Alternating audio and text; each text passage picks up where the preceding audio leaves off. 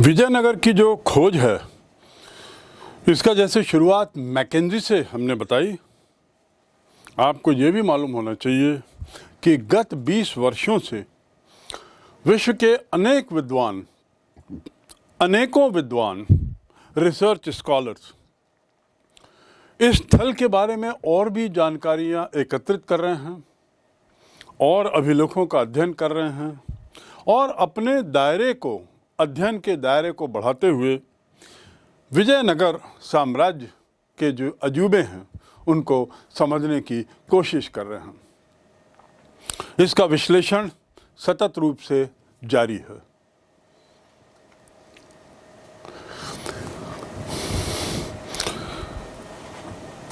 विजयनगर साम्राज्य शासन व्यवस्था, धार्मिक व्यवस्था, राजनैतिक व्यवस्था, आर्थिक व्यवस्था, इतना यदि हम जान गए हैं तो हमारे लिए आवश्यक ही नहीं बल्कि अपरिहार्य भी है कि हम थोड़ी सी सामाजिक जानकारी भी तत्कालीन समाज की जानें।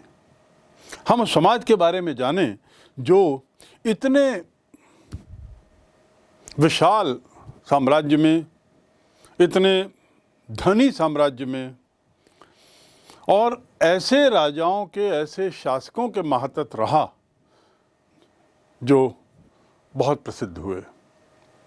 आखिर समाज कैसा था, समाज में क्या विविधताएं थीं? कुछ इसके उत्तर तो हमें तत्कालीन स्थापत्य कला, तत्कालीन आर्थिक व्यवस्था, तत्कालीन निर्माणों के आधार पर हम समझ सकते हैं, क्योंकि जो भी निर्माण या जो भी आर्थिक व्यवस्था थी उसमें जो लोग थे वे समाज का हिस्सा ही तो थे। लेकिन एक चीज़ और इसमें हमको सामाजिक व्यवस्था पर हमको जानने की ज़रूरत है। सबसे महत्वपूर्ण बात कि 15वीं सदी में जो लोग, जितने भी यात्री आए, चाहे वे निकोलो कॉन्टी हों, अब्दुल रज़ाक हों, रूस से निकितिन, या 16वीं शताब्दी में दुआर्दो बारबोसा, डोमिंगो पेस और इसके अलावा फर्नाओ नुनीस, इन सभी ने विस्तृत रूप से सामाजिक परिवेश, सामाजिक व्यवस्था का भी वर्णन किया है। उनके अनुसार इसके अध्ययन के बाद इन सब के द्वारा लिखी गई यात्रा वृत्तांतों के विश्लेषण से जो कुछ तर्क निकलते हैं, कुछ बातें सामने आती हैं, उसको हम थोड़ा संक्षिप्त में जान लें। पहला कि तत्कालीन समाज में एक तरीके से वर्ण व्यवस्था थी। वर्ण व्यवस्था का अर्थ ऐसी प्रथा जिसमें जातियां थीं, वर्ग थे, वर्गों का जो वर्गीकरण था वह थोड़ा लचीला था, उतना कठोर नहीं था जितना कि अन्य क्षेत्रों में था। और उसका कारण संभवतः इन राजाओं की सहिष्णुता, धार्मिक सहिष्णुता और संप्रदाय से जुड़े रहने की इच्छा रही होगी। दूसरा बिंदु कि ये सुसंगठित समाज था, यानी अच्छी तरह से व्यवस्थित था, वर्गीकरण भी स्पष्ट था, लोगों को अपने दायरे में रहने का आभास बना रहता था और वर्ग में जो विभाजन था वह विभाजन सभी को स्वीकृत था। तीसरा बिंदु, ब्राह्मण। ये जो समाज में वर्गीकरण किया गया था, भारत के अन्य समाजों की तरह यहाँ भी ब्राह्मणों को सर्वोच्च स्थान था, सर्वश्रेष्ठ स्थान था। ब्राह्मणों के बारे में हम 4-5 बातें यहाँ विशेष रूप से समझ लें। पहला कि सैनिक और असैनिक सेवाओं में इन्हें बड़े उच्च पद दिए जाते थे। ये लोग ब्राह्मण थे, धार्मिक दृष्टि से सर्वोच्च स्थान था, लेकिन समाज में इन्हें दोनों सैनिक कार्य और असैनिक कार्यों में ऊपर प्रतिष्ठित पदों पर इन्हें नियुक्त किया जाता था। इसके साथ ही इन्हें इतना महत्वपूर्ण माना जाता था कि इन्हें सामान्यतः अपराधों के लिए मृत्यु दंड नहीं दिया जा सकता था। ऐसा तत्कालीन समाज में कानून था या एक स्वीकृति थी, एक परंपरा थी। ब्राह्मण जिस स्थान में रहते थे उस स्थान की भूमि पर उनका नियंत्रण था। भूमि का दायरा भी काफी विस्तृत रहा होगा। चौथी बात, जिस स्थान पर रहते थे वहां तो भूमि नियंत्रण था ही, उसके भूस्वामी तो थे ही। इसके साथ ही उस क्षेत्र में, उस जमीनों में रहने वाले जो समाज के अन्य तबके के, अन्य वर्ग के लोग थे, वे भी उनके नियंत्रण में थे। इन ब्राह्मणों के नियंत्रण में थे जो उस क्षेत्र के भूस्वामी थे। ब्राह्मणों के बारे में अगली बात करें तो ये कहना कोई अतिशयोक्ति नहीं होगी कि ये एक बहुत ऊंचे ओहदे पे थे। सैनिक असैनिक पद तो इनको मिलते ही थे। पुजारी के रूप में इन्हें बहुत अहम माना जाता था। इनकी भूमिका पुजारी के रूप में बड़ी अहम थी। और पुजारी यानी मंदिरों के जो मुख्य कर्ता धर्ता, भगवान, ईश्वर और राजाओं के बीच का संपर्क के रूप में इन पुजारियों को देखा जाता था। यद्यपि मंदिरों की देखभाल करने वाले किसी और वर्ग के होते थे, लेकिन मंदिरों में, देवालय में पूजा अर्चना के लिए इन ब्राह्मण पुजारियों का महत्व था और इसीलिए इनकी विशेष प्रतिष्ठा थी। आप जानते हैं कि तत्कालीन समाज में कितने मंदिरों का निर्माण किया गया और जितने ही मंदिर बने, ब्राह्मणों की महत्ता, विशेषता उतनी ही बढ़ती गई। तो कुल मिलाकर हम ये मान सकते हैं कि तत्कालीन समाज, उस समय ब्राह्मण एक तरीके से अपना वर्चस्व बनाए हुए थे।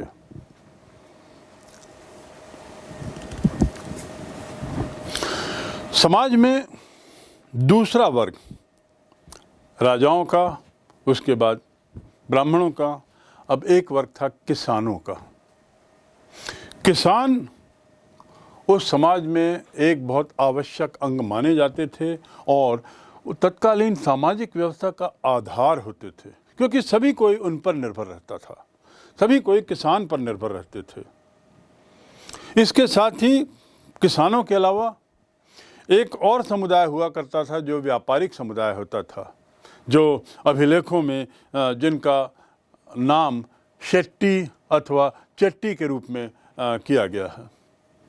तो इस प्रकार ये व्यापारिक समुदाय, शेट्टी चट्टी, ये लोग भी अपने धन बल के आधार पे समाज में महत्वपूर्ण थे। अगला बिंदु तत्कालीन समाज के बारे में, उस समय दास प्रथा प्रचलित थी और इस दास प्रथा का प्रचलन उस समय एक सामान्य क्रिया मानी जाती थी।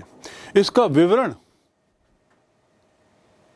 इन विदेशी यात्रियों ने अपनी पुस्तकों में, अपने विवरणों में बखूबी किया है। विजयनगर की दास प्रथा का जिक्र करें तो यह भी हमें जानना जरूरी है कि दास प्रथा मात्र स्थापित ही नहीं थी, बल्कि अपने आधुनिक चरण में उनका क्रय विक्रय भी होता था। समाज में स्त्रियां सम्मानजनक स्थिति में थीं। वे साम्राज्य के राजनीतिक, सामाजिक एवं आर्थिक जीवन में भाग लेती थीं। स्त्रियों के लिए शिक्षा का प्रावधान था। विजयनगर एम्पायर में उच्च शिक्षा भी स्त्रियां प्राप्त करती थीं। वे संगीत, नृत्य और अन्य ललित कलाओं में पुरुषों की अपेक्षा थोड़ी ज्यादा पारंगत हुई। ऐसे अनेक विवरण, वृत्तांत इन यात्रियों से मिलते हैं। धनी और संपन्न लोगों में बहुविवाह की प्रथा प्रचलित थी। समाज में बाल विवाह का प्रचलन भी था, सती प्रथा भी विद्यमान थी और उच्च वर्ग की स्त्रियां पति की मृत्यु के बाद उनके शव के साथ जलकर सती हो जाने के विवरण भी मिलते हैं। शाकाहारी, मांसाहारी दोनों प्रकार का भोजन किया जाता था। ब्राह्मणों के अतिरिक्त अन्य जातियों के लिए खान पान के प्रतिबंध नहीं थे। लोग आमोद प्रमोद प्रिय थे, जीवन आनंदमयी बिताने में विश्वास करते थे, उत्सव मेले में उत्साहपूर्व भाग लेते थे और मनोरंजन के लिए उनके पास अनेक प्रकार के खेल थे जिसका वो आयोजन समय समय पर करते रहते थे, जैसे कुश्ती, घुड़दौड़, पशु पक्षियों के बीच में युद्ध। ये इनके एक तरीके से मुख्य मनोरंजन के साधन थे। अधिकांश जनसंख्या हिंदू धर्मानुयायी थी। बौद्ध, जैन, मुसलमान और ईसाई भी पर्याप्त संख्या में थे।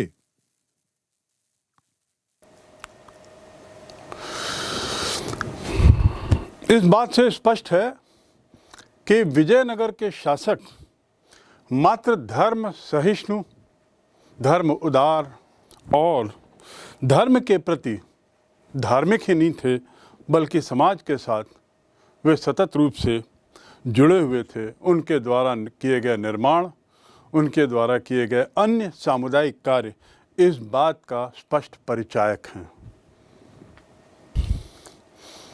विजयनगर साम्राज्य के बारे में इतनी सारी जानकारी, विस्तृत जानकारी, जो अभी हमने समझने की कोशिश की, हमारे और आपके मन में कई सवाल उठते होंगे कि आखिर इतने विस्तृत निर्माण क्यों, किनके द्वारा।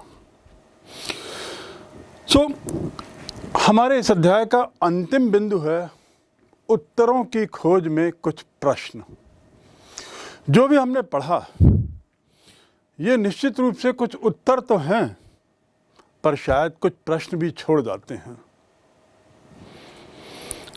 इसकी विशालता, साम्राज्य की अपनी गरिमा, साम्राज्य का शक्ति प्रदर्शन, विभिन्न तरह के जन कल्याणकारी निर्माण आदि आदि, ये किस बात का बखान करते हैं। सुरक्षित भवन, उनके बनाने के तरीके, 7 पंक्तियों के दुर्ग, इसके बारे में जो बताते हैं, इससे स्पष्ट है कि इन स्थानों को कितना सुरक्षित किया गया। आखिर इतनी सुरक्षा की जरूरत क्यों थी और कैसे किया गया, यह तो आपको बता ही दिया गया है।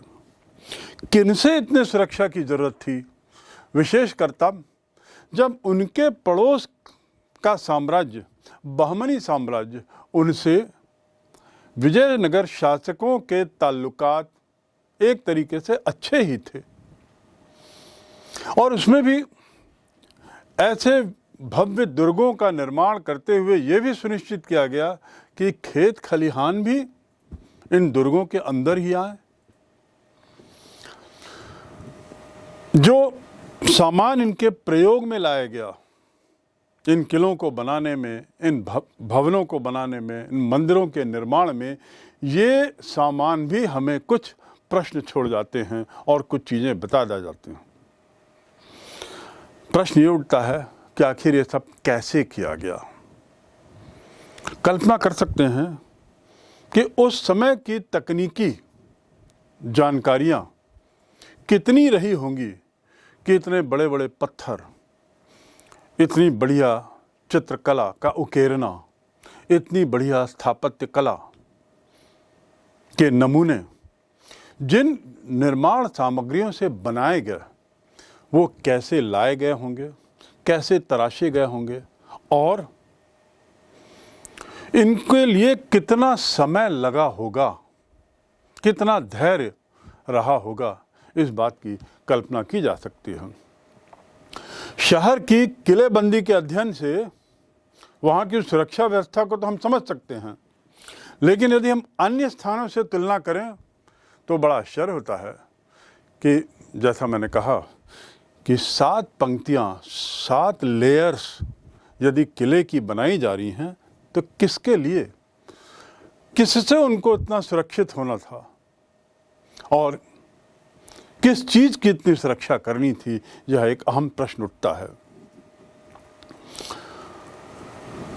लेकिन ये निर्माण कुछ उत्तर भी दे जाते हैं। कितना फैलाव था, कितनी शक्ति थी, कितना ये सत्ता के प्रति मोहित थे, इस बात का स्पष्ट उदाहरण ये स्थापत्य कला के सभी तरह के नमूने हैं। ये इस विचार को जाहिर करते हैं कि निर्माण कला या निर्माण करने वाले और निर्माण के प्रश्रयदाता जिन्होंने इन चीज़ों के निर्माण का प्रयास किया या इन चीज़ों के निर्माण का आदेश दिया, ये प्रश्रयदाता के क्या विचार रहे होंगे, क्या सोचकर उन्होंने बनाया होगा, यह एक प्रश्न निश्चित रूप से सभी के मन में आता है। सभी विद्वान, शोधकर्ता और अन्य संस्थाएं जो हम्पी के उत्खनन में लगी हुई हैं सतत रूप से गत 100 वर्षों से, उनके सामने प्रश्न बारंबार है कि आखिर क्यों।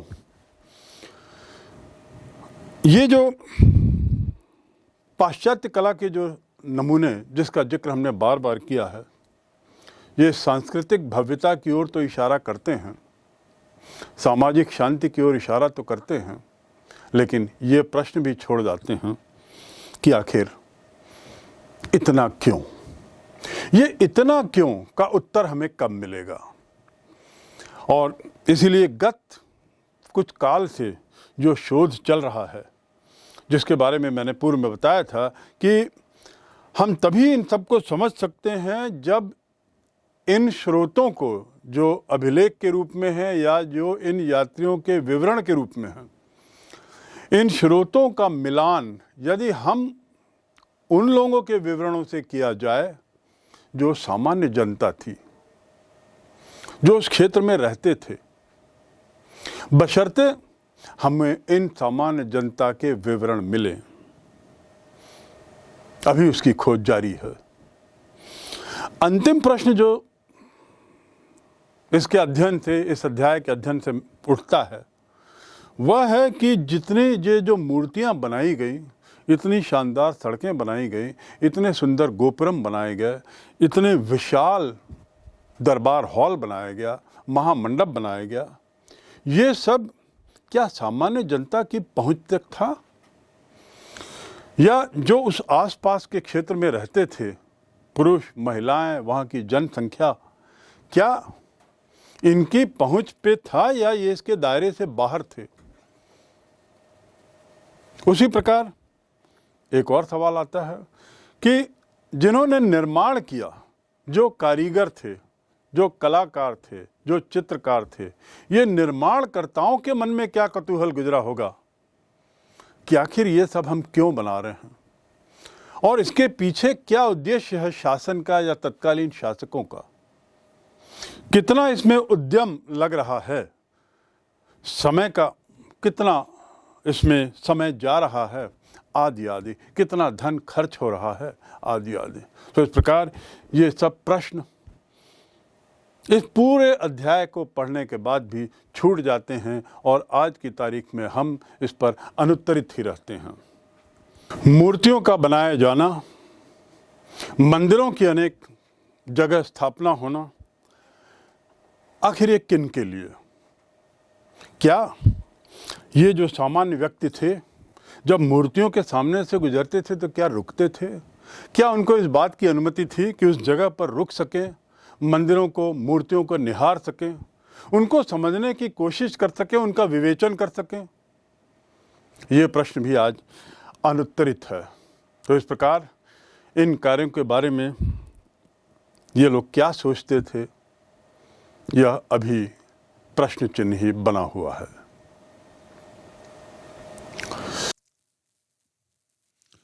हालांकि क्या निर्माण करना है, स्थान में कौन सा माल प्रयोग करना है, किस शैली का अनुसरण करना है, ये सब निर्णय शासक लेते थे। पर इतने विशाल उद्यमों के लिए, इतने विशाल काम के लिए आवश्यक विशिष्ट ज्ञान किसके पास था? भवनों के नक्शे कौन बनाता था? राजगीर, पत्थर काटने वाले मूर्तिकार जो वास्तव में निर्माण करते थे, वे कहां से आते थे, कौन थे, कहां के थे? क्या उन्हें युद्ध के दौरान पड़ोसी क्षेत्रों से बंदी बनाया जाता था? यह भी सवाल उठता है। उन्हें किस प्रकार का वेतन मिलता था? निर्माण गतिविधियों का अधीक्षण कौन करता था? निर्माण के लिए कच्चा माल कहां से कैसे आता था, कितना आता था?